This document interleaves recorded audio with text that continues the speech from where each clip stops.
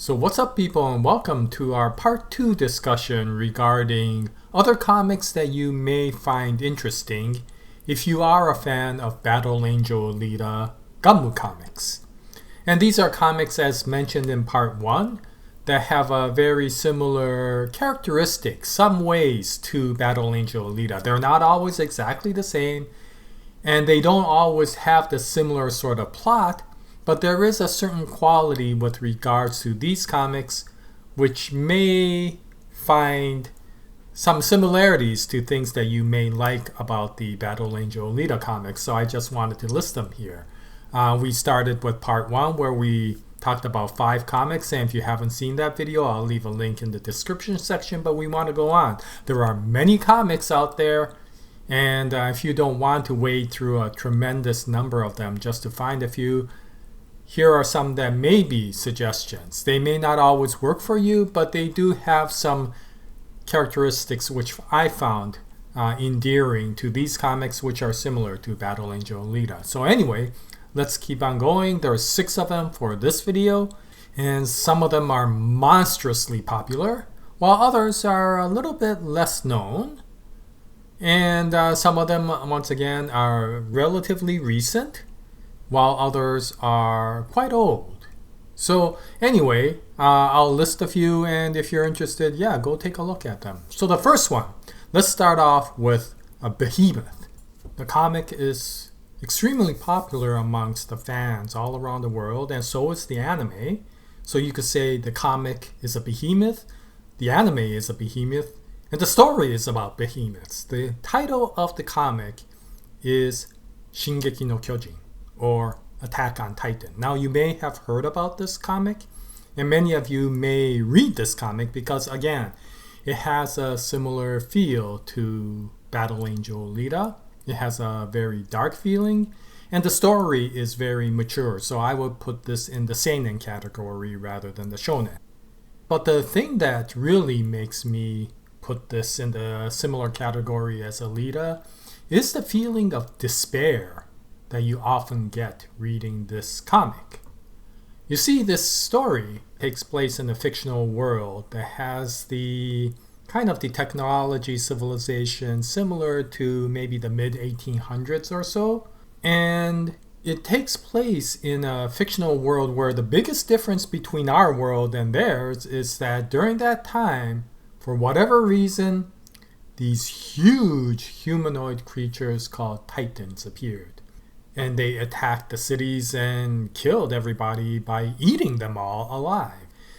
And the world has got to the point where there's very few humans left, and one of the big strongholds of surviving humans lives in this city, which has erected huge walls to keep the Titans out. And so they've been able to somehow survive within this small city for a number of years in a feudal-like society.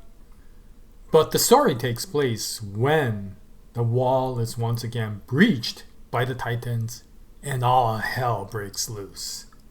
And the main character is a character that has lost family due to the Titans, and he has a tremendous amount of grudge against them and promises to avenge them sometime in the future by battling the Titans. And so he joins the military and joins the squad that will go out and fight the Titans, and is given these interesting weapons. He has a propulsion unit, or they all have propulsion units that propel them the way you would think of as Spider-Man. They have the same way of moving around as Spider-Man. And they have these special bladed weapons that can kill Titans. And so you're like, wow, this is a cool adventure about, somebody who had a really dark past and is now able to go out and avenge and punish the Titans for good. But what you find out is, these humans are at a serious disadvantage. The best way to say it is, when a battle happens and let's say 10 soldiers go in to fight the Titans, basically maybe 3 may survive. And so you're reading this comic or watching the anime, following all these soldiers, right? The military. He joins the military. He meets a lot of people. It is this brotherhood that comes up of men and women. They're both genders join the military. And it's about them going out to battle. But my gosh, so many of them get wiped out. And they get wiped out in the most frightening ways you could imagine, because these titans are cannibals. And they will eat these humans alive. So think of it as a zombie apocalypse, where the zombies are like 50 feet tall. And they can come after you running incredibly fast, pick you up, and just chomp on you, little bits at a time. And that is what they face. And it is basically the sheer survival of protecting each other, protecting themselves, and of course protecting the city. And by that, you can get a very interesting story. You get that feeling of despair. You don't have a chance to rest when you're reading this comic, because so many WTF moments happen one right after the other. And so by that, it's an extremely thrilling joyride, right? And the best way I could explain it to people who may not have read or watched the Attack on Titan series is, you remember the feeling that you got when you watched Starship Trooper, the movie, and when they first infiltrated the bug colonies. That's the type of devastation you see, and that's the type of feeling you get, but you get it over and over and over again. There is no real feeling that they're gaining the upper hand that you saw in Starship Trooper. It just keeps going and going, where that survival, that sort of visceral battle, just watching everybody die, happens so many times in this comic. But the other interesting thing is the sheer depth that this comic goes through. And it goes through the sheer depth due to one simple question that is raised right from the beginning. Every reader, every viewer of the anime will bring up this question. So, what are these titans? Why did they appear? Why are they doing what they're doing? And with those questions, all of this mystery and all of this world and a tremendous amount of conspiracy comes up. This is a very intricate story. And it's actually very heavy in politics. And you may not like reading or watching this story if you don't like the politics and just want a visceral action, something more closer to Starship Troopers. But this one goes into a tremendous amount of politics. And in fact, even I stopped reading halfway into the Attack on Titan series, because on a weekly basis waiting for the next manga and then getting a tremendous amount of politics and then having to go on became a little bit weighed down for me. Now that it's gotten back to a lot of the Titan battles again, and there's now enough chapters that I could go out and continuously read, I'll probably go back to reading Attack on Titan again. But with that stated, it's not really a negative. This is a tremendously good story with a very deep political and historical understanding of the world and really, really good characters. This is one of the stories where the supporting characters are actually more prominent than the main character. Yeah, sure, I like Eren, but to be honest, I think a lot of the people favor a lot of the other supporting characters that come out, such as Mikasa Ackerman. And in fact, Attack on Titan has one of the most popular supporting characters to ever have come out in a manga. Not a main character, but a supporting actor. And that, supporting character, and that is Captain Levi Ackerman. But in any case, this is a really good comic. And if you love that sort of despair when going into battle sort of situation, that you saw in something like Starship Trooper, then you probably will really like this manga because it will give you that. It will give you so many WTF moments, and it will give you an extremely deep plot and very well-built characters. So yeah, if you're interested, go check it out. Attack on Titan. Oh, and one last thing. The anime. Yeah, this comic or this anime is probably reputed to having one of the most popular opening themes of an anime, and that is the first season's opening, Guren no Yumiya. So yeah, you probably heard this before, but in any case, I'll leave a link to that opening, and if you're interested, go check it out. But in any case, Shingeki no Kyojin or Attack on Titan. Okay, so moving on to the next manga, we go from the modern era to sometime in the older times. This is a manga that came out, I think, back in the 80s. And because of that, you may have a difficult time finding this manga. But if you do find it, I would suggest that you could try looking at it at least. I think it's a very good manga, and was actually a very popular manga back in the old days within Japan, although outside of Japan, it's almost non-existent in its familiarity. And the title of the manga is called Azumi. Now, many of you have probably already heard me talk about it. It was a very good manga and was one of my favorite manga back then. And again, it was one of the more popular mangas in Japan during that era. This I put into the same category as Battle Angel Alita, mostly because of the main character. This is one of the few mangas where you have the main character as being a female, and she is a very skilled female in martial arts, and she is a lone wolf, and this is about her journey. So it parallels a lot of Alita's story. The only thing is, the entire world is completely different from what you see in Alita's world. This isn't, again, cyberpunk or any of that. If Alita was a cyber soldier, then Azumi is a ninja.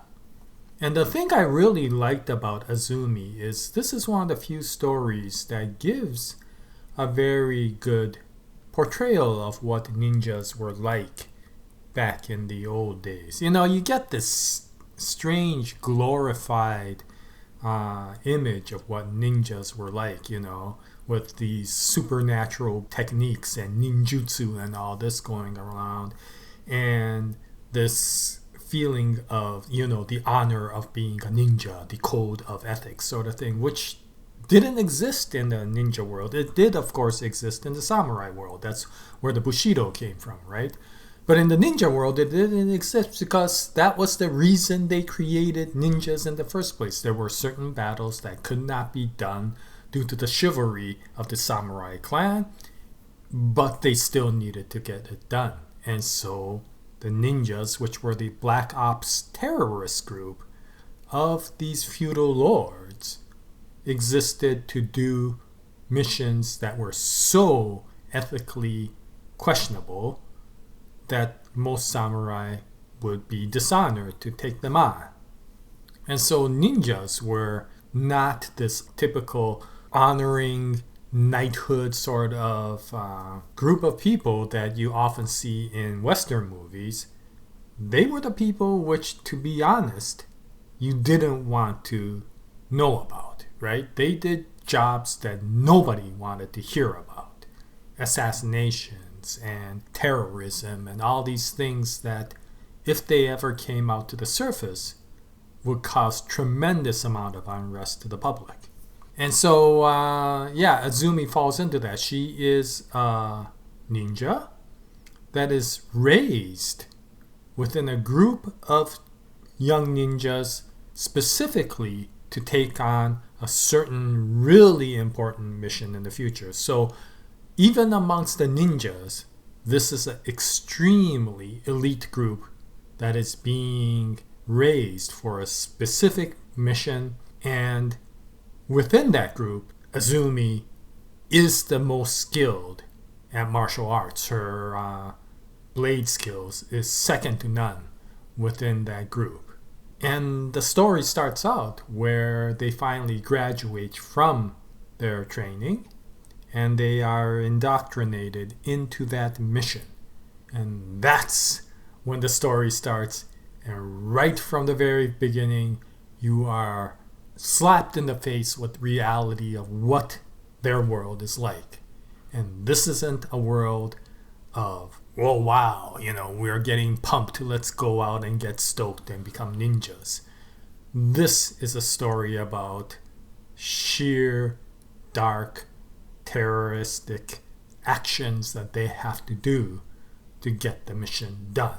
And you realize what being a ninja means in the very first chapters of the story, which I will not spoil because they are pretty impactful in the feeling and the setup that you get with regards to the world. And this is basically her story about completing the mission and the consequences that she receives due to the mission being completed. In some ways, again, that's similar to Battle Angel Alita for anybody who's read the comic. Of course, there is a certain mission called Operation Malwolf, and that creates the setting for a lot of the things that happen in the future.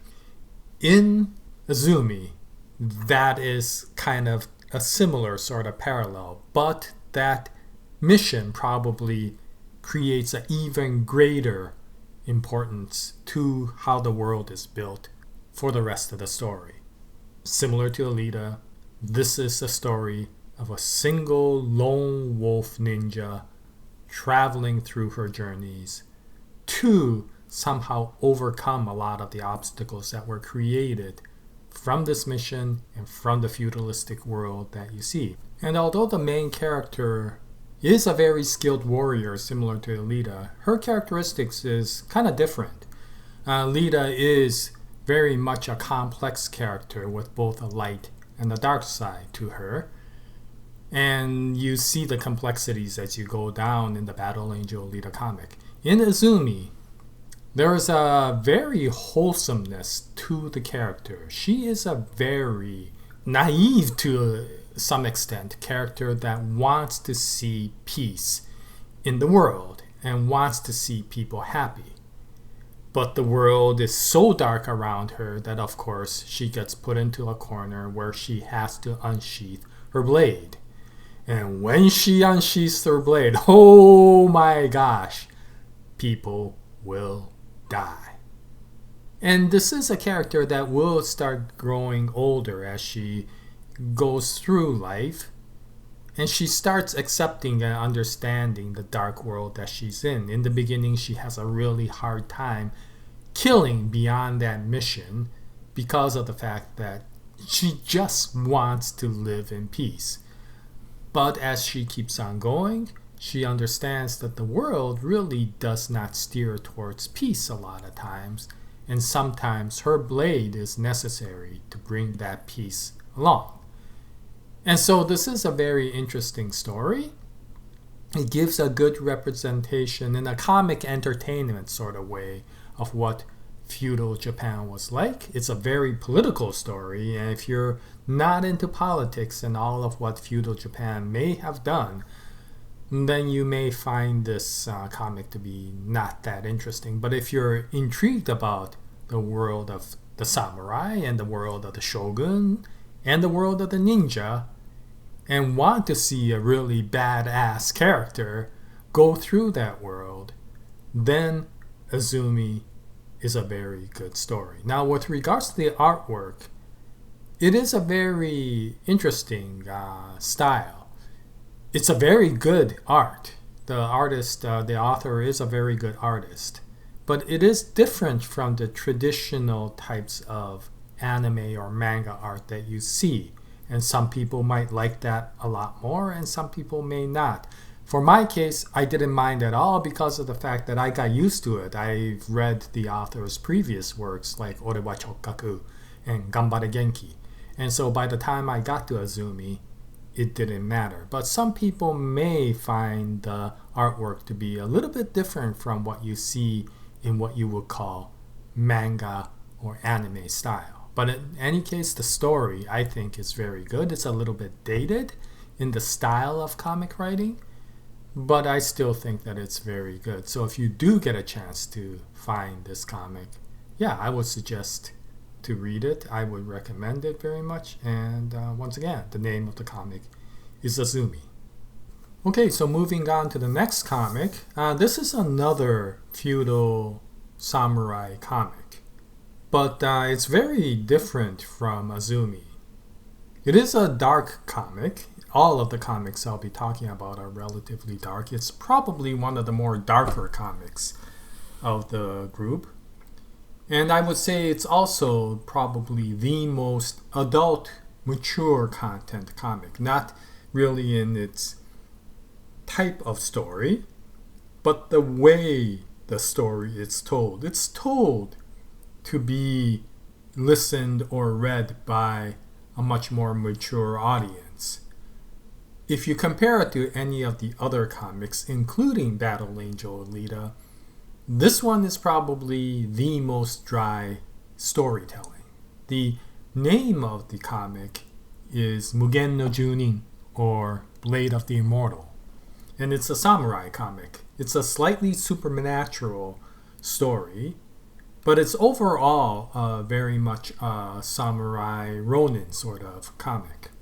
And why I say it's the most adult and why I say it's the most dry is if you look at all of the other comics, despite its dark nature, despite its sometimes depressing storytelling, there are often cute moments that you see in the comic. Even with Alita, there are cute moments that you see when she's goofing around with Figure 4 or all of those other things, right? When you see Chibi Alita bouncing around. But with Blade of the Immortal, this is about as dry storytelling as you can get. There are no cute scenes in Blade of the Immortal. This is very much just down, dark, depressing storytelling. But it is done very well. And because of that, because of the way it's written, I would say that this story is the closest to being an illustrated novel rather than a comic. And so if you like more the mature storyline, and if you like samurai stories, this one is very good. It's a story about an immortal. This person, Manji, who's the main character, is somebody who is kind of a really skilled swordsman, not the greatest, but somewhere along the way he gets cursed with this immortality. And I will say it's a curse, not a blessing, and he will say it's a curse as well. And so he has to live throughout his life, not dying and having to go through the dark stories that the Blade of the Immortal comic goes over. He is almost like a sword for hire. And this shaman lady entity who made him immortal also is the one that finds these work jobs for him to do. And the story takes place around one specific job that he's asked to do. And it's by a young girl. And the best way to say it is it's kind of like True Grit. If you remember the movie True Grit, it's about a young girl who needs to go after a band of terrorist criminals to get revenge for the family that was slain, her family that was slain, her parents and her siblings.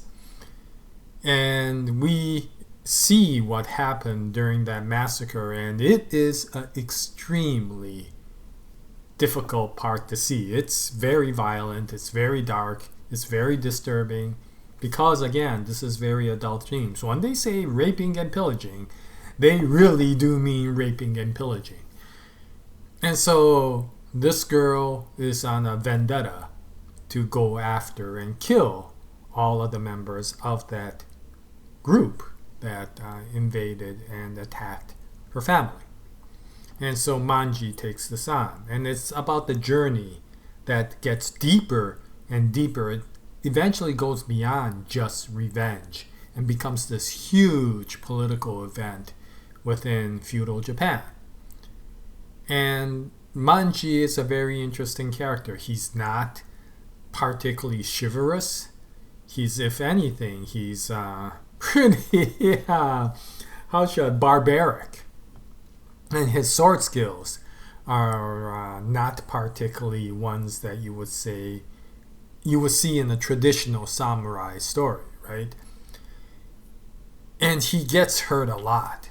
And what you find out is one of the reasons it is a curse is although he is immortal, he is not immune to pain. In fact, he feels all of the pain of all of the injuries he gets, and recovering from that is an excruciatingly painful process. So you have to understand and watch and experience the sheer agony that he goes through when he, loses a limb and has to get it back or whatever. And this story does not hold its punches in the things that they do to Manji. And you find out that, of course, the enemy faction, the group that attacked and killed the family, is an extremely skilled group of warriors. And so Manji is not really at an advantage through the story. And as it goes through, you start seeing, again, very adult types of themes that goes through. I won't spoil it too much, but for example, one of the chapters talks about young boy that the girl who hired Manji, who had her family slain, befriends during the journey. She meets this young boy somewhere and then they become friends. Turns out, of course, the father of that young boy is one of the killers who did some seriously disturbing things during the slaying. And the young boy absolutely adores his father. And so this is the type of stories that you get into. It gets into some very political stories about very feudal politics. And it's not only about the story of the girl and, of course, Manji, but, of course, the story of the criminal faction and all the political things that you get into. There is a very, gray morality in this story as well. And this isn't about good and evil again. This is definitely not about good and evil. This is about rival factions and feudal lords and everybody having their own agenda and trying to get their agenda done, including the young girl whose sole mission is to basically go out and kill every single one of the members in the faction. And of course, Manji, who doesn't have any ethical ties to anything, will determine how he supports the girl. And the way he supports the girl may not always be in the way that the girl wants. And so it goes into some very interesting relationship drama as well. This is a very adult sort of story. And it's a very novelistic sort of story. If that is the type of story you want, if you liked Battle Angel Alita, for a lot of its philosophies were kind of put down because of its cutesy, manga-y, anime-y sort of parts, then something like this may be much more interesting. If you've ever read the comic that's pretty well known in the West called Kosure Okami, or Lone Wolf and Cub, and seen what that story is like, Blade of the Immortal is written in a very similar manner. Now, as far as the artwork is concerned, it is beautiful, but it is, again, in a very different style. It doesn't look like manga or anime style, and if anything, it almost looks like traditional brushwork type of drawings that you would see in traditional illustrations of Japan rather than manga. And so all of this put together gives a lot more adult feel to this story. But the story is very good. It's dark and it is very dry. But if you don't mind that, it is a very good story to read. It didn't get the popularity of some of these other mangas like Attack on Titan or Azumi or some of these others that I'll talk about in the future. But within a certain group, especially to adults, they really like this manga to the point where this one also received a live action movie as well. But in any case, yeah, if you look for it, I think the anime, there was an anime to this as well. And I think the anime is actually available in Amazon Prime. So if anybody has Amazon Prime, you might want to look for the Blade of the Immortal anime. I don't know anything about the anime, so I can't tell you what the quality is like. But if you like that, then maybe it might be worth looking at the manga as well. But in any case, yeah, Mugen no Jyunin or Blade of the Immortal. Okay, so with the next manga that we go from one feudal story to another. But in this case, instead of being feudal Japan, we go halfway around the world to the feudal Danish-controlled parts of England. And instead of being a samurai story, this is a story about Vikings. The title of the manga is called Vinland Saga. And it's a fairly recent manga. It came out a few years back. The anime, I think, came out maybe last year or so.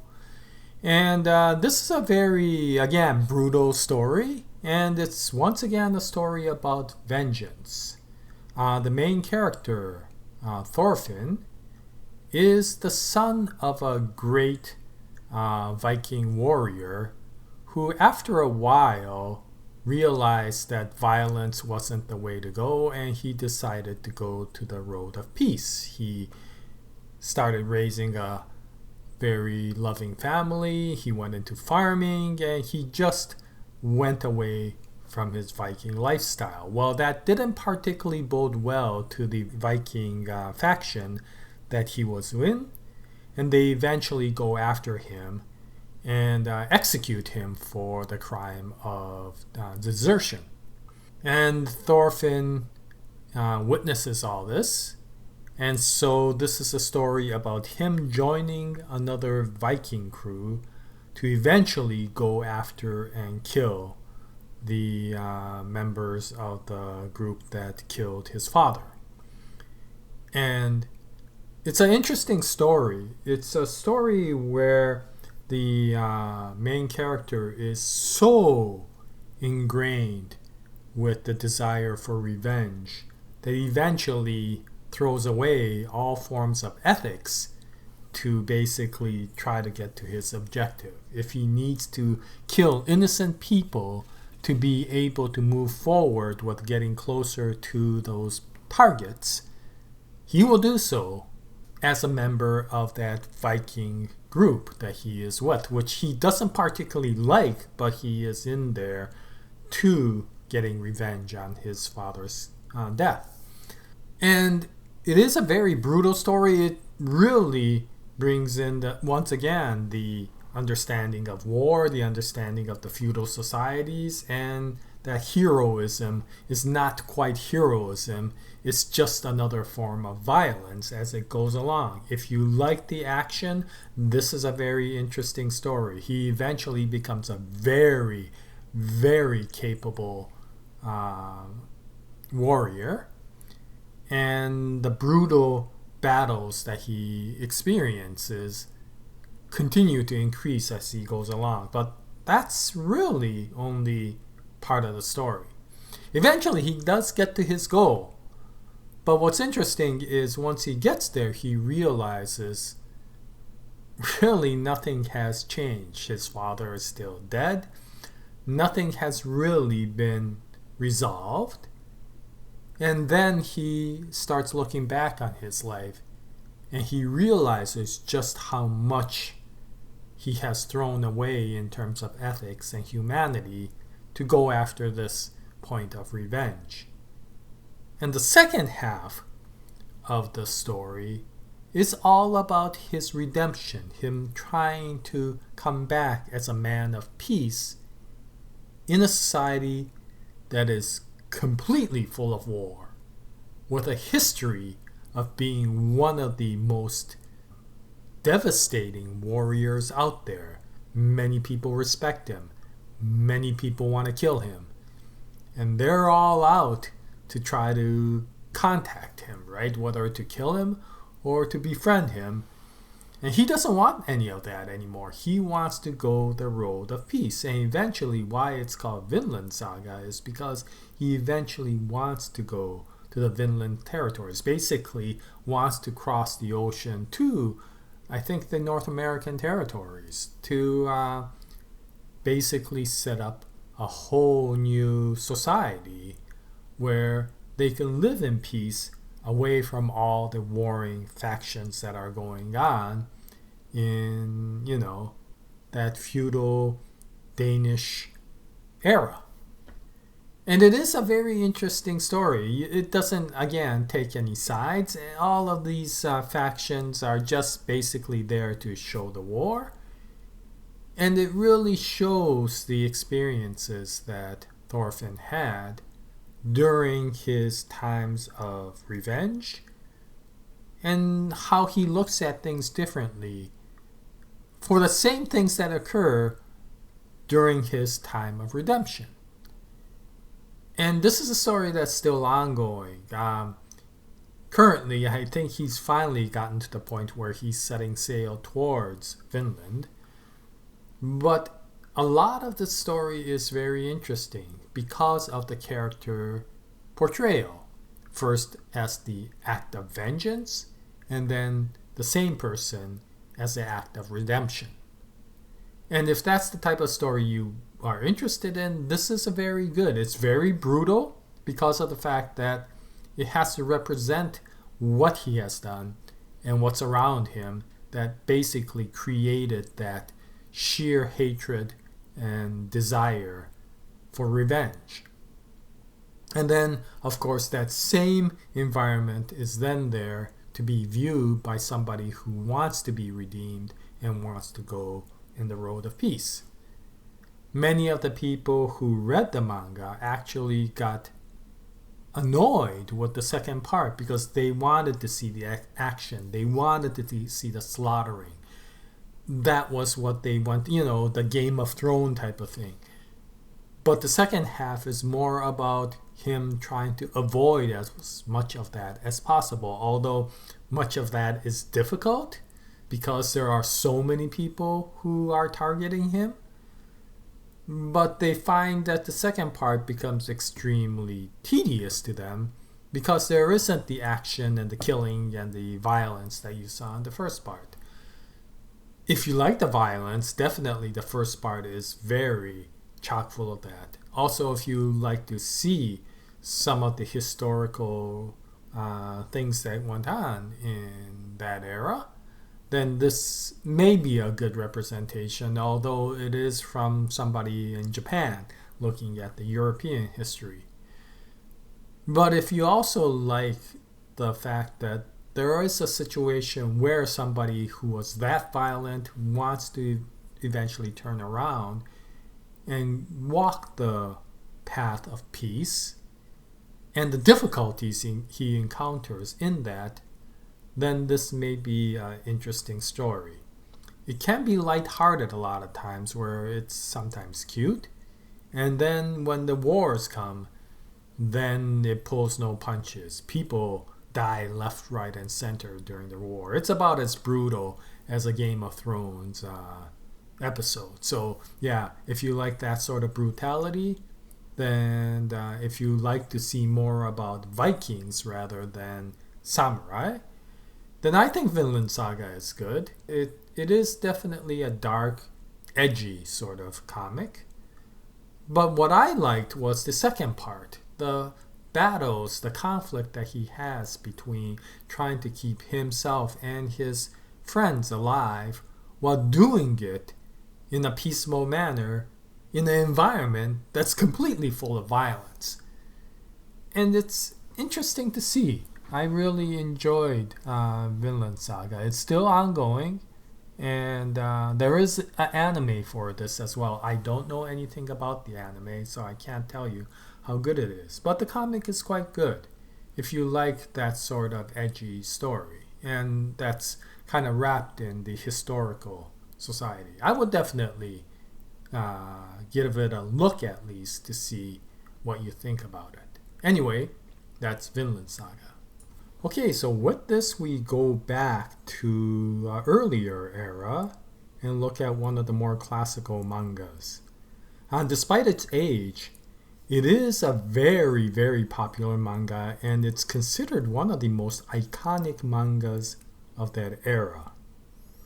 And this one had a tremendous popularity, not only in Japan, but all around the world. It actually set a whole genre of shonen style, RPG style manga where the main character goes from a low level in the beginning to almost godly levels at the end, say like Dragon Ball. This was before Dragon Ball, this was before Alita, this was before Ghost in the Shell, this was back in the early 80s. And this manga just took the manga world into a whole whirlwind with its popularity. And the title of the manga is called Hokuto no Ken, or Fist of the North Star. Now, this is interesting. I have to thank Radio Chaos for this, because I originally didn't think Hokuto no Ken should be on the list, but he mentioned Hokuto no Ken, and I thought about it, and I said, yes, you're right. The reason I originally thought that it may not be in the list is because it's the most shonen manga out of a lot of these. Next to the last one. The last one is the most shonen manga that I'll talk about. But this is a very much a shonen manga rather than a seinen manga, which Alita is. The difference, if you don't know, shonen means younger audience, seinen means older.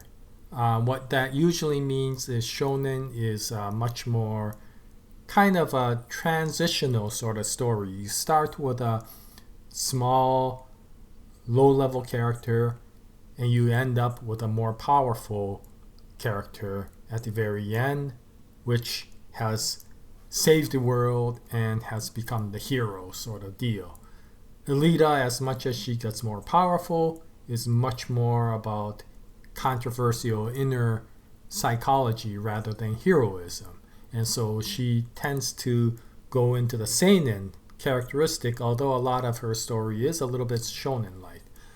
Hokuto no Ken is almost one of the original of this genre, a character who goes from a lower level and saves the world in many ways and becomes this ultimate powerful entity.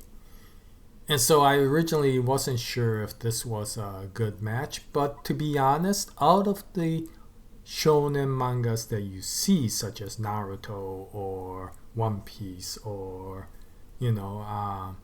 Dragon Ball even, Hokuto no Ken is a lot more mature, adult themed.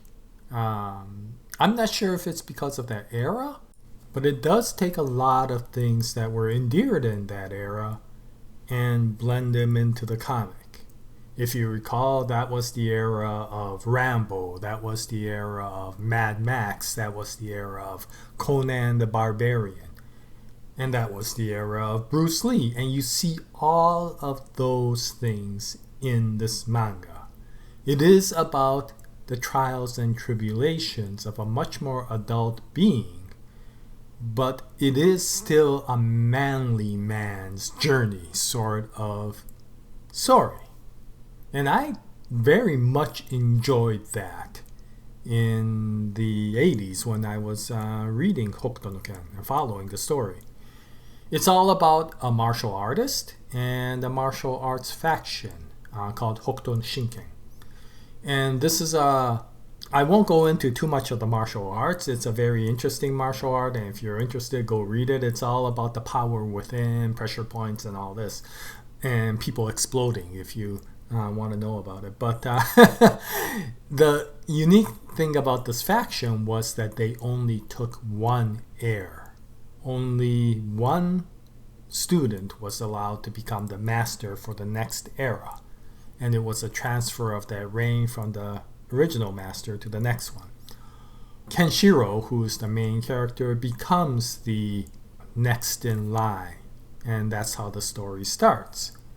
And he is about to marry the girl that he loves. Well, something happens where all of this gets turned around, and the girl gets kidnapped by a rival faction called Nanto Seiken, and he is left for dead.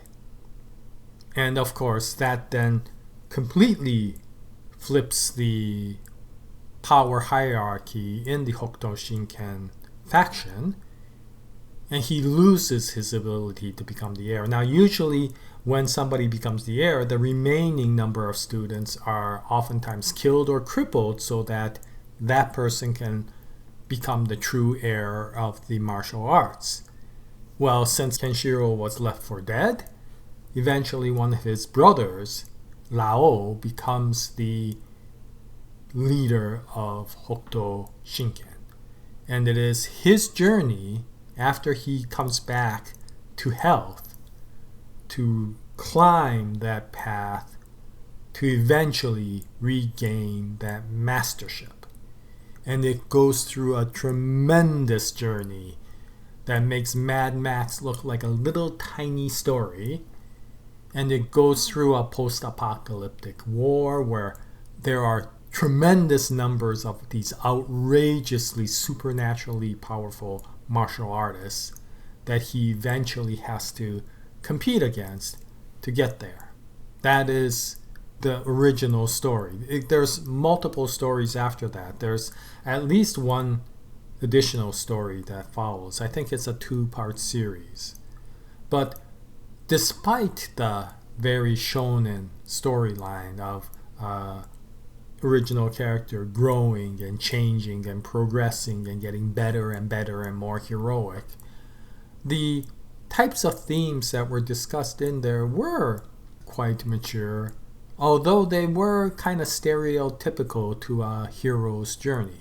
So long as you don't mind that this is a hero's journey, so long as you don't mind that this follows the very formulistic pattern of a weaker individual getting stronger and stronger, this actually does provide a very good story to a lot of people who are even in the adult age finding enjoyment from the story. If you like the overpowering martial artists, if you like the Tekken sort of feel, then definitely this is a story. If you like the Mad Max, if you like the John Rambo, if you like the Conan the Barbarian, and everything Arnold Schwarzenegger came out in, this is a comic book representation of that sort of story.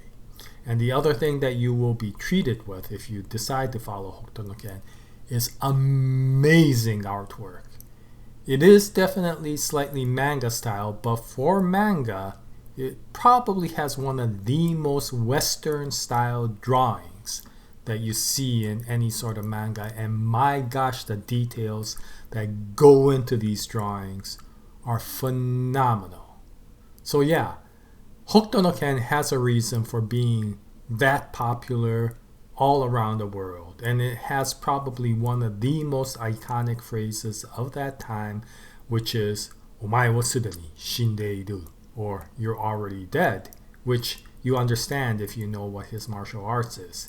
And for all you JoJo fans out there, before Star Platinum did his Aura Aura thing, yes, that probably was influenced by Hokuto Shinken's Kenshiro doing his thing.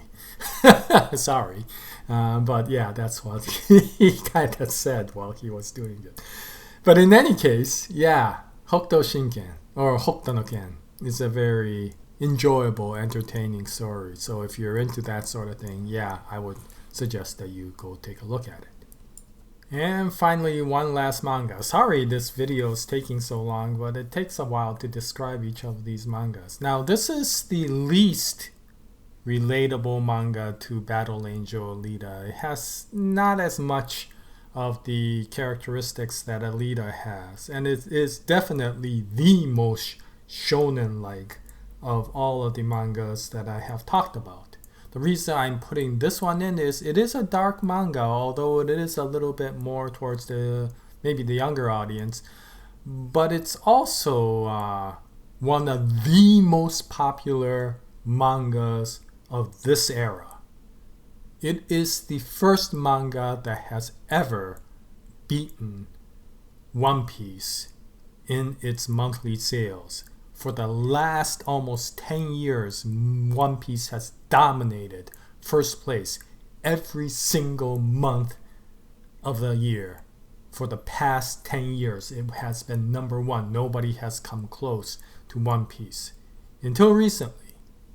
And the one that actually dethroned One Piece finally is a manga called Kimetsu no Yaiba, or Demon Slayer. Now, I do put this in there because of the fact that unlike One Piece, this is a very dark manga. Though it is for kind of a younger audience because it is a shonen, it is quite a cute manga sometimes. You'll know when you actually see the manga or see the anime. But the story is quite interesting.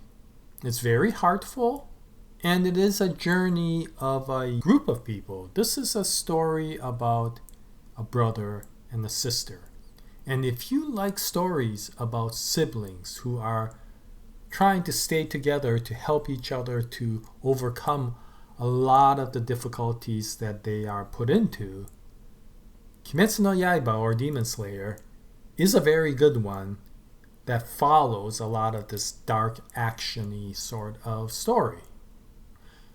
The story basically starts where the protagonist, a gentleman named Tanjiro, comes back from a short journey to find that his entire family has been wiped out, save his younger sister Nezuko. And unfortunately, she has been turned into a demon.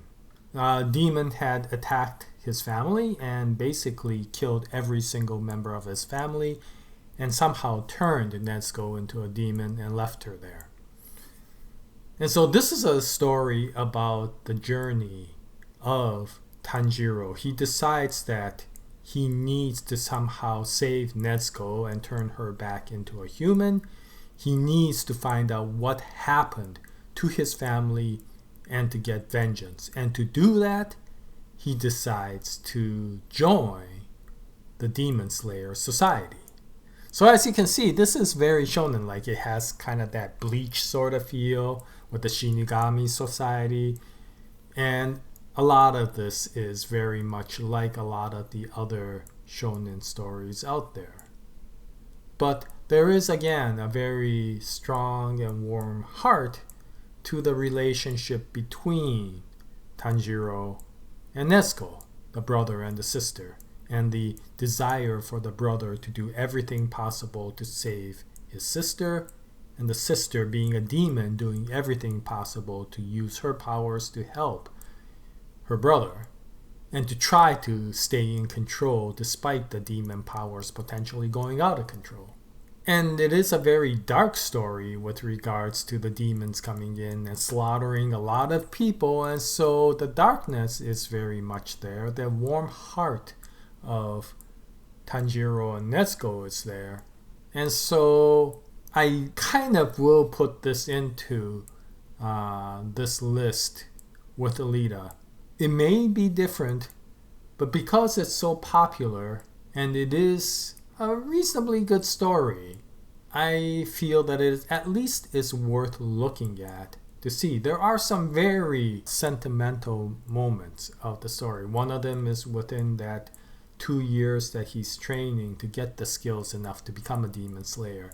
There is a twist in that arc, which is extremely sentimental to the characters that come out in the story.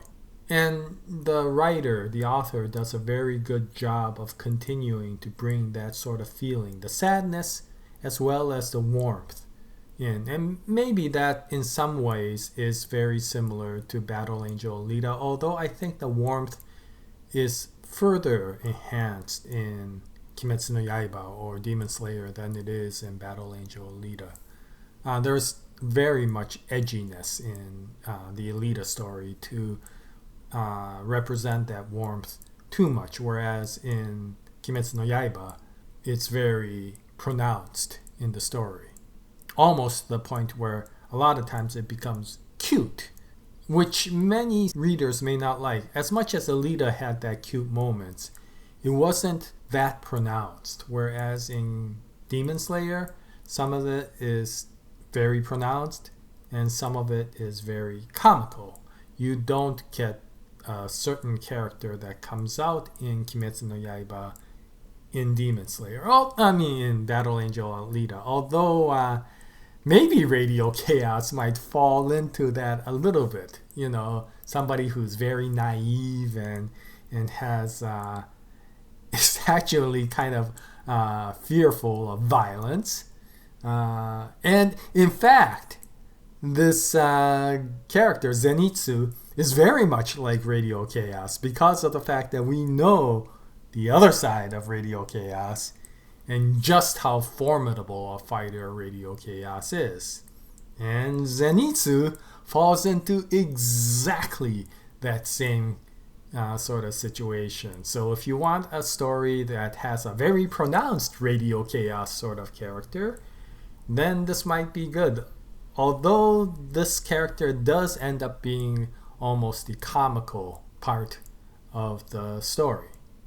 But in any case, it is a very sweet story, it is a very dark story, and there are some seriously sentimental times during the story. And that's probably why it has become very popular. Now, the biggest probably reason for its popularity is really not the manga. This is one of the few mangas where the anime may actually be more popular than the manga. And the reason for that is the anime is relatively faithful. It's very faithful to the story of the manga. And then on top of it, they handed the story to a studio which I think the English-speaking people call Utofable. But the Japanese and the studio itself calls themselves Ufotable. But in any case, that studio has been really well known for bringing out outrageously colorful and artistic animation. And they went absolutely overboard with the animation for Kimetsu no Yaiba. And it is an absolutely colorful, gorgeous rendition of the comic. And so much of the popularity arose from the people who saw the anime. And once they saw the anime, they actually went back to see the manga. So I'll leave a link to the trailer of the anime in the description section of this video. And if you're interested in looking at that, then you might want to go look at the anime. Now, I'm not sure where the anime is shown. I think it's, the usual, Crunchyroll or Funimation sort of thing. It's not available in Amazon Prime. And so you will have to go look for it. And the comic, I've read it up to about the halfway point. It's, I think, finally finished just recently, like the last few days. It completed its story. And I haven't read the ending yet. But it is a very interesting journey. It's a very heartfelt journey. It's not really psychologically complex. It's not really philosophically or politically complex either. But it is a very lighthearted story with a very dark and violent storyline. And if you like that, then I think Kimetsu no Yaiba is a decent comic. Okay, well, that's about it for this video. I apologize for the outrageously long length. I guess I shouldn't do 6 comics too much. There are other comics out there which I would put in kind of a second tier. And I'm not sure if I'll make another one of these videos because I think with 11 comics that I've already introduced, that's more than enough to see. But if you're interested, there are others like Gantz, for example, which is outrageously violent, though less philosophical and less heartening than some of these others. You know, there are many comics out there that you might want to look at. The most recent, for example, Chainsaw Man, is something that is very edgy to the point of being too edgy sometimes for my taste. But yeah, if you are adventurous, go take a look at a few of these manga. And if you want to start with something that you know works closer to Lita, take a look at the ones that we have here. Anyway, I'll continue on with more Lita videos, the more traditional ones, the essay type videos in the future, and I hope you join me at that time. Until the next video, happy manga reading, and as always, Jaya, nice day everyone.